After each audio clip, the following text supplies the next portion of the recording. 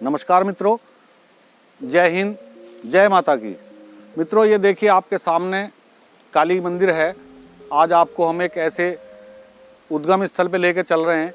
एक बहुत बढ़िया रमणीक स्थल है और काली माँ का मंदिर है, साथ में हनुमान जी का मंदिर है। और ये एक ऐसा दिव्य स्थान है कि यहाँ बहुत सारी चीज़ों से मैं आपको परिचित करवाऊँगा जो प्राचीन कालीन हैं। सामने ये मेरठ रोड बाईपास है, अभी हमारे यहाँ से बना ये बाईपास। तो ये बाईपास है सामने, इससे लगा हुआ ये इलाका है, एरिया है। तो और कितनी प्राकृतिक छटा आप यहाँ देख रहे हैं चारों तरफ। तो ये एक ऐसा स्थान है कि जहाँ आपको आके मन को बड़ा ही आनंद मिलेगा। देवी का मंदिर है और पुराने प्राचीन कालीन वृक्ष हैं, ये बरगद का पेड़ है और बहुत सारी चीज़ें यहाँ प्राकृतिक छटा आपको देखने को मिलेगी। साथ में यहाँ फुलवाड़ी लगाई हुई है और मैं आज आपको एक ऐसी चीज़ से परिचित करवाऊँगा कि आप देखेंगे तो देखते रह जाएंगे। ये पीपल के वृक्ष पुराने खड़े हुए हैं, ये फुलवाड़ी लगी हुई है। लेकिन आज एक बहुत ही अति सुंदर, एक रमणीक, आप जैसे ये वृक्ष देख रहे हैं, ये बरगद का वृक्ष है सामने। तो ये जो वृक्ष है ये काफ़ी पुराना वृक्ष है। लेकिन एक और बढ़िया मैं आपको प्राचीन कालीन वृक्ष से आपका भी परिचय करवाऊँगा। तो ये जो जगह है काफ़ी समय से बहुत प्रसिद्ध है, लेकिन एकांत में होने की वजह से बहुत सारे लोगों को इसकी जानकारी नहीं है। लेकिन आज हमने ये निर्णय किया, हमारी मित्र मंडली ने, कि चलो आज हम इस जगह को आप लोगों से परिचय कराते हैं इसका। और ये परिचय इतना खूबसूरत होगा, इतना बढ़िया होगा कि आप देखेंगे तो देखते रह जाएंगे। कभी आप आइए यहाँ घूमने, देखने। ये सामने विशालकाय वृक्ष आप जो देख रहे हैं, आप इसकी जड़ों की तरफ ज़रा कैमरा लें तो ये विशालकाय वृक्ष लगभग 1000 वर्ष प्राचीन है। 1000 वर्ष। आप इसकी जो लताएं हैं, इन्हें हम दाढ़ी भी बोलते हैं बरगद की, इन लताओं से भी आप अंदाज़ा लगा सकते हैं कि ये वृक्ष कितना प्राचीन है। वृक्ष की तरफ दिखाओ, ये वृक्ष कितना प्राचीन है। और आप देखिए कितना प्राचीन वृक्ष है। आप इसकी लताओं से, इसकी दाढ़ी से देख के अंदाज़ा लगा सकते हैं। और यहाँ साथ में पीने के पानी के लिए बड़ी सुंदर व्यवस्था है। ट्यूबवेल लगा हुआ है, समरसेबल लगा हुआ है, नहाने का और पीने के पानी की बड़ी सुंदर व्यवस्था है। और देखिए बड़ा प्राचीन और बड़ा रमणीक स्थल है। और यदि लाइट की व्यवस्था नहीं है, लाइट नहीं आ रही है, तो यहाँ एक हैंडपम्प भी लगा हुआ है। और बहुत ही सुंदर दृश्य आपके सामने आने वाला है। ये जो प्राचीन वृक्ष जिसकी मैं बात कर रहा हूँ, ये वृक्ष अब से कम 1000 वर्ष पुराना है। इसकी लताओं से, इसकी दाढ़ी से आप देख के अंदाज़ा लगा सकते हैं कि ये वृक्ष कितना पुराना है। देखिए इस वृक्ष की जो दाढ़ी है, उसी से इसके गुद्दे बन के इसकी जड़ें बन गई हैं। ये देखिए आपके सामने एक जड़ मैं दिखा रहा हूँ। और ये जड़ जाके कहाँ मिलती है?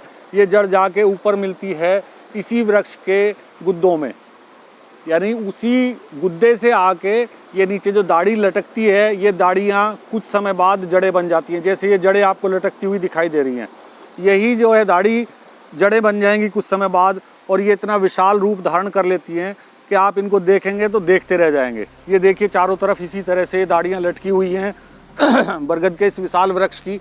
और इसकी विशालता आप अपने सामने अपनी आँखों से देख रहे हैं, कितना विशाल है ये वृक्ष। अगर हम इसकी विशालता पे जाएंगे तो सामने से देखने पे ही पता चलेगा, क्योंकि कैमरे से मैं आपको पूरा वर्णन इसका दिखाने की कोशिश कर रहा हूँ, लेकिन जो सामने आप खुली आंखों से, अपनी आंखों से देख पाएंगे। अब देखिए आपने फ्लाईओवर देखे होंगे बहुत सारे, लेकिन ये देखो, ये इसकी जड़ों से, बरगद की दाढ़ी से ही फ्लाईओवर बन गया है।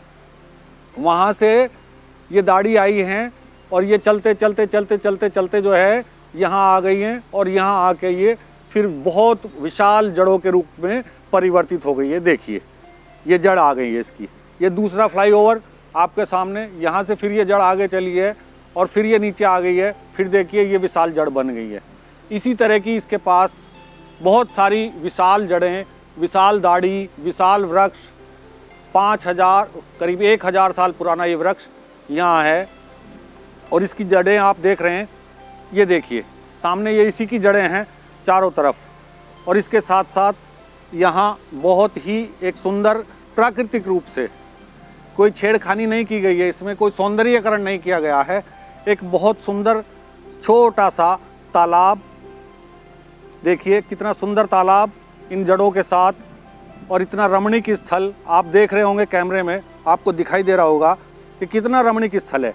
ये देखिए इस तालाब के साथ इस विशाल वृक्ष की भव्यता, दिव्यता आप देख रहे हैं। ये बहुत सुंदर तालाब और साफ सफाई का यहाँ विशेष ध्यान। देखिए कितना सुंदर, कितना विशाल वृक्ष। आप देखेंगे इसकी भव्यता, इसकी दिव्यता, इसकी ऊंचाई, इसके तने, इसकी जड़ें, इसके पत्ते, एक बहुत ही खूबसूरत, बहुत रमणीक, प्राचीन ये बरगद का विशाल वृक्ष। वैसे बरगद के बारे में हमारे शास्त्रों में लिखा है कि ये पेड़ जो है, ये जो वृक्ष है, ये अमर होता है। ये इसीलिए अमर होता है कि इसकी जो दाढ़ियाँ निकलती है ना, ये दाढ़ियाँ कुछ दिनों बाद जड़ें बन जाती हैं, और ये जड़ें चारों तरफ से इस तरह से पृथ्वी में अपने आप को पोषण लेना शुरू कर देती हैं, पेड़ से पेड़ के साथ, पृथ्वी के साथ, और ये पाताल में जानी शुरू हो जाती हैं, नीचे जानी शुरू हो जाती हैं। और ये विशाल वृक्ष आप देख रहे हैं, कितने गुद्दे, कितनी शाखाएं इसकी निकल के इसी वृक्ष से और फिर जड़ें बन गई हैं। और ये रमणीक स्थल है हापुड़ मेरठ रोड बाईपास पे। जगह का मैं आपको परिचय करवाऊंगा। और यहाँ हमारे बाबा जी बैठते हैं एक, जिनसे हम अक्सर मिलने आते हैं, उनका आशीर्वाद लेने आते हैं, बाबा बीएन सिंह। अभी आपका परिचय कराऊंगा उनसे, आपकी बात कराऊंगा उनसे मैं, लेकिन तब तक आप इस विशाल सौंदर्य को देखिए। और बाबा जी जो हैं हमारे, जो बैठते हैं यहाँ, वो यहीं से हैं, लोकल से, और बहुत ही संपन्न, बहुत ही सज्जन, लेकिन गृहस्थ आश्रम में रहते हुए भी वो पूरा दिन इसी शांत वातावरण में, पूजा अर्चना में, साधना में बिताते हैं अपना। अभी हम बाबा जी के पास आपको लेकर चल रहे हैं, बात करेंगे बाबा जी से, और इस विशाल वृक्ष के बारे में बात करेंगे, कुछ आध्यात्म के बारे में बात करेंगे। तो आओ मैं आपको मिलवाता हूँ। ये हैं बाबा जी बीएन सिंह। बाबा जी नमस्कार।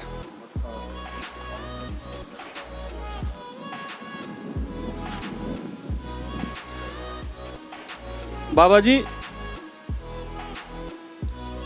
आज हम आए हैं आपके पास, इस विशाल वृक्ष के बारे में हमने देखा, सुना, कई बार हम आपके पास पहले भी आए हैं, लेकिन हमारे मन में एक विचार आया कि इसकी भव्यता और दिव्यता, इस वृक्ष की प्राचीन जो वो हैं लताएं, शाखाएं, ये जो वृक्ष है, इसके बारे में कुछ आप जानकारी दें और कुछ आध्यात्म के बारे में जानकारी दें।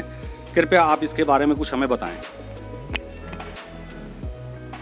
इस वृक्ष की ऐसी महिमा है, कम से कम 10-12 पीढ़ी हमारी यहाँ इसी के नीचे विश्राम करके चली गई। हाँ जी।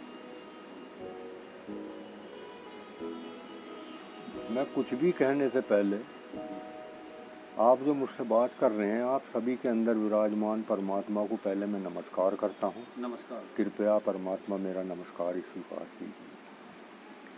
जहाँ तक इस वृक्ष की बात है, हमारी कई पीढ़ी इसके नीचे गुजर बसर करके चली गई, बैठ के चली गई, जीवन बिताया है, और उन्होंने भी हमको तो यही बताया है, भाई हमने तो इसको ऐसा ही देखा है। तो इसकी करीब हजारों साल से भी अधिक उम्र है। वृक्ष विशाल है, सुंदर है, और इस छत्र छाया में हम भी यहाँ पूजा अर्चना, साधना, योग, इस ध्यान योग, इस तरह के यहाँ करने का सौभाग्य हमको भी प्राप्त हो रहा है। और जो आने वाले जाने वाले लोग बाग हैं, उनको भी हम इसी तरह से अपने बताते समझाते रहते हैं। आध्यात्मिकता की जहाँ तक बात है, तो सबसे पहले हम बात करेंगे अध्यात्मवाद की, क्योंकि अध्यात्म अपना ही क्षेत्र होता है, इसी का ही ज्ञान हासिल करना होता है, तो इसी में ही सब कुछ जानना समझना होता है। पहले तो हम अपने जीवन के बारे में केवल इतना ही जान लें, ये एक ही युग है, यही युग एक अवसर है हमें जीने के लिए और अच्छा बनने के लिए। यहाँ संसार में सभी तरह का जितना भी हमारा क्रियाकलाप करते हैं, सब कुछ क्रियाकलाप हमारे ही हाथों का निर्माण है।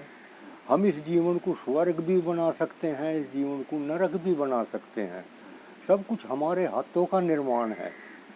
कहीं किसी भी आदमी ने, किसी भी देवता ने, किसी परमात्मा ने हमारा कोई किस्मत या मुकद्दर नहीं लिखा। ऐसा हमको सबको समझ लेना चाहिए, मान लेना चाहिए हमको कि हम सब कुछ जो कुछ भी हमारा जीवन है एक कोरा पन्ना है, इस पे जो कुछ भी लिखेंगे हम ही लिखेंगे। किसी और का लिखा हुआ मुकद्दर हमारा है ही नहीं। केवल यूँ चीज़ हमारे अंदर पहुँच गई तो हमारी कर्म करने की धार बढ़ जाएगी, हम कर्मठ हो जाएंगे, शक्तिशाली बन जाएंगे।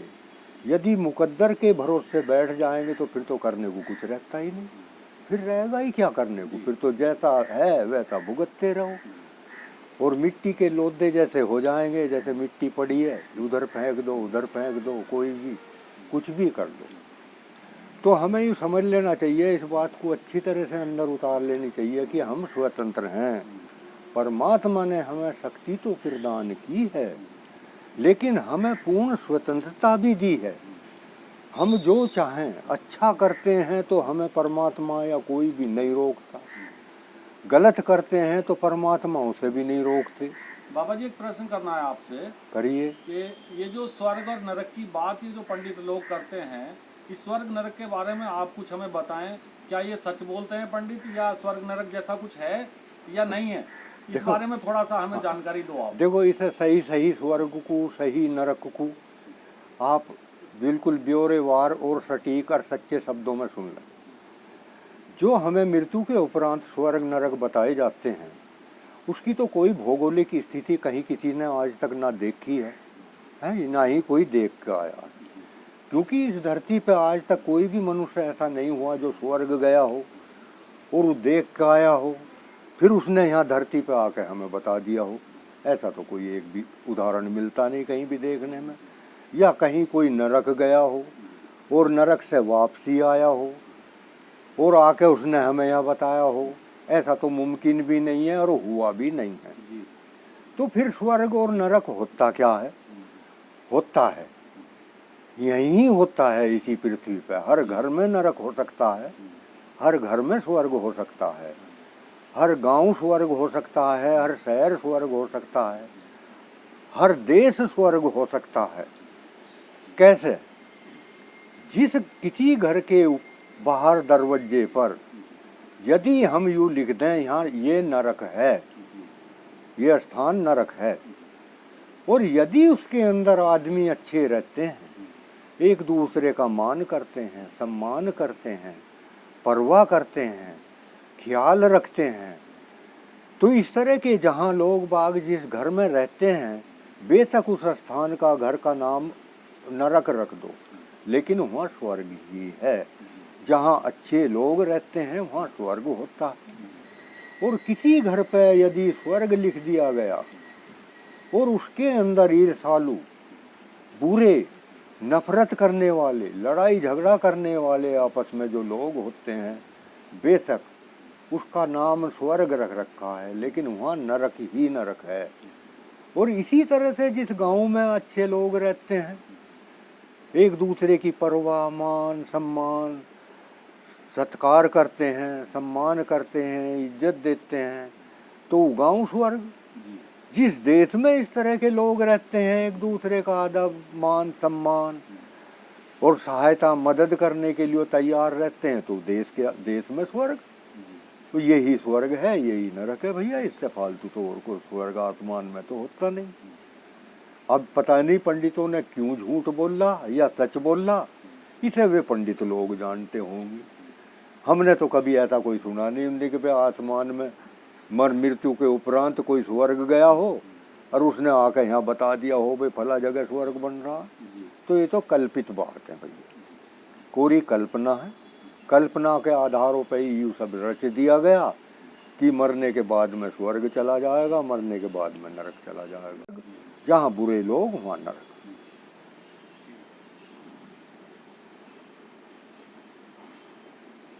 नमस्कार बाबा जी। नमस्कार, धन्यवाद आपका।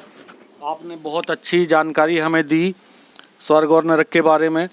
और अब मैं आप सभी से ये रिक्वेस्ट करूँगा, जो भी लोग इस वीडियो को देख रहे हैं, कि आप कभी मौका लगे इस दिव्य स्थान को देखने का, इस भव्य स्थान को देखने का, इस विशाल वृक्ष को देखने का, इस प्राकृतिक सुंदर और रमणीक स्थान को देखने का कभी अगर मन हो आपका तो आप आइए। आपका बहुत बहुत स्वागत है इस रमणीय स्थल में। और ये जगह अब आपको मैं बता दूं, जब आप गूगल पे सर्च करेंगे तो मेरठ हापुड़ हाईवे पे एक ग्राम फपुंडा है, फपुंडा, और वहाँ फपुंडा गांव से बाहर जब मेरठ की तरफ हम बाईपास पे निकलते हैं उसके जस्ट पहले काली मंदिर है। हापुड़ से मेरठ की तरफ चलेंगे तो फपुंडा पार करने के बाद, और मेरठ से जब हापुड़ की तरफ चलेंगे तो फपुंडा में एंट्री करते ही राइट हैंड साइड पे एक कोल्ड स्टोर है, उसके सामने है काली मंदिर। और उस काली मंदिर पे ये विशाल वृक्ष, ये भव्य वृक्ष, ये प्राकृतिक वातावरण आपको देखने को मिलेगा। इसलिए आप अगर गूगल पे सर्च करते हैं, कभी इधर आते हैं तो आप सर्च करिए फपुंडा मेरठ, फपुंडा डिस्ट्रिक्ट मेरठ, और ये भव्य स्थान, ये दिव्य स्थान देखने का आपको मौका मिलेगा। और ये विशालता, ये भव्यता, ये सुंदरता, आप आइए, आप देखिए, महसूस कीजिए। आपने हमें सुना, आपने हमें देखा, इसके लिए आपका बहुत बहुत धन्यवाद। और मैं फिर से बाबा जी का एक बार धन्यवाद करूंगा। उन्होंने हमें एक बहुत अच्छी जानकारी दी, बहुत अच्छे संस्कारों के बारे में बताया, स्वर्ग नरक के बारे में बताया। बड़ा अच्छा लगा बाबा जी से बात करके।